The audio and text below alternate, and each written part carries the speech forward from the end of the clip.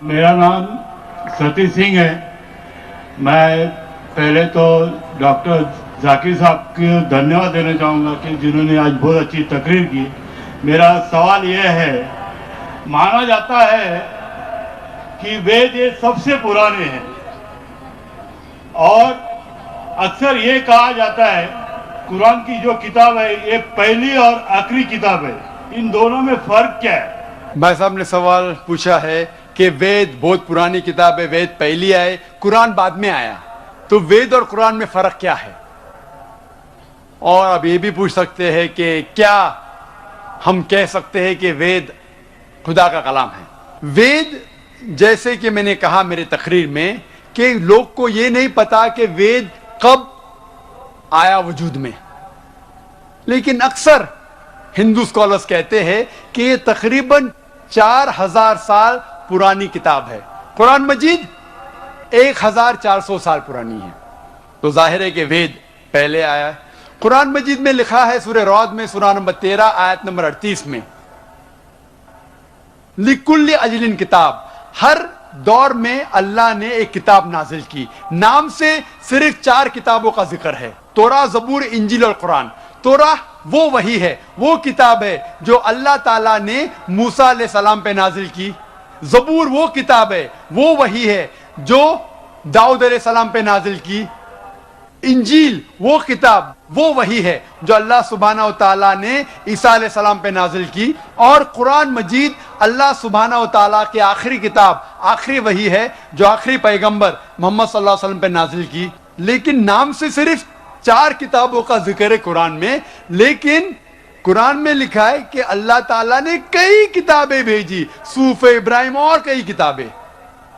तो आपका सवाल है, वेद और कुरान में फर्क क्या है? जितने भी किताबें कुरान मजीद के पहले आए वो सिर्फ अपने लोगों के लिए आए थे, और वो सारा पैगाम जो किताब में लिखा है उस किताब में वो महदूद था सिर्फ एक वक्त के लिए। मिसाल के तौर पे इंजील नाजिल किया अल्लाह ने ईसा अलैहि सलाम पर, सिर्फ था बनी इस्राइल के लिए, सारे इंसानियत के लिए नहीं था। लेकिन क्योंकि कुरान मजीद आखिरी किताब है अल्लाह की, वो सिर्फ मुसलमानों या अरबों के लिए नहीं, सारे इंसानियत के लिए है। पहला नुक्ता ये जानना चाहिए कि वेद का जिक्र कुरान में नहीं है। लफ्ज से यह कहा गया है कि हर दौर में किताब आई, तो जाहिर है कि हिंदुस्तान में भी शायद कोई किताब आई। कौन सी किताब है हमें नहीं पता। वेद का जिक्र ना कुरान में है ना सही हदीस में।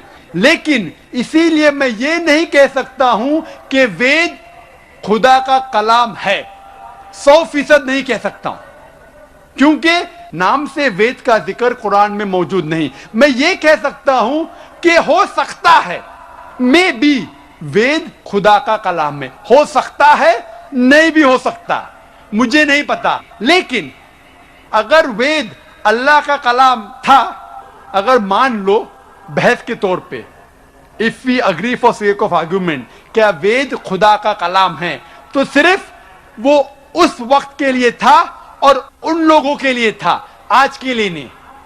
आज हमें मानना चाहिए आखिरी कलाम, आखिरी किताब कुरान मजीद में। वेद अगर मान लो खुदा का कलाम था भी, तो सिर्फ उस वक्त के लिए था और उन लोगों के लिए था।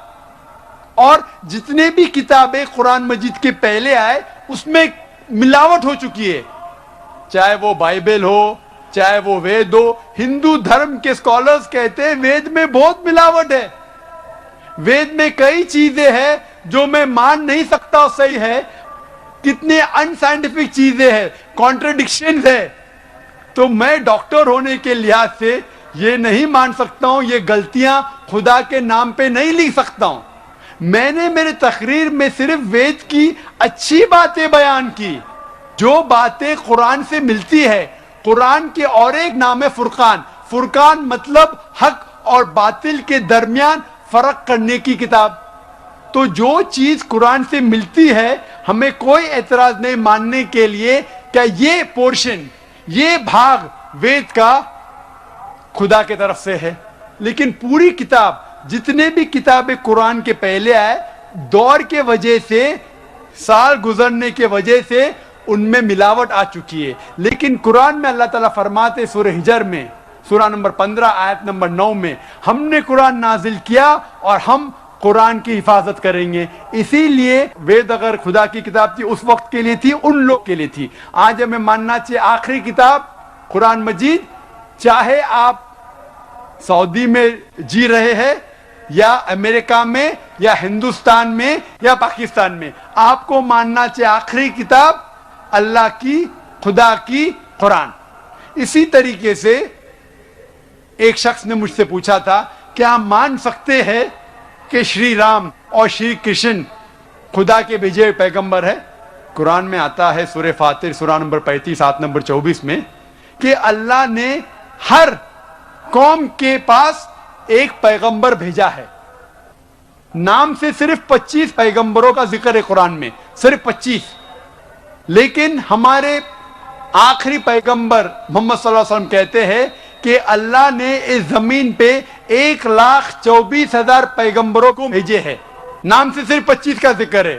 تو اگر کوئی شخص مجھ سے پوچھتا ہے کہ شری کرشن یا شری رام کیا پیغمبر ہو سکتے ہیں خدا کے, تو میں یہ کہہ سکتا ہوں کیونکہ ان کا نام قرآن میں موجود نہیں ہے, ہو بھی سکتے ہیں نہیں بھی ہو سکتے ہیں.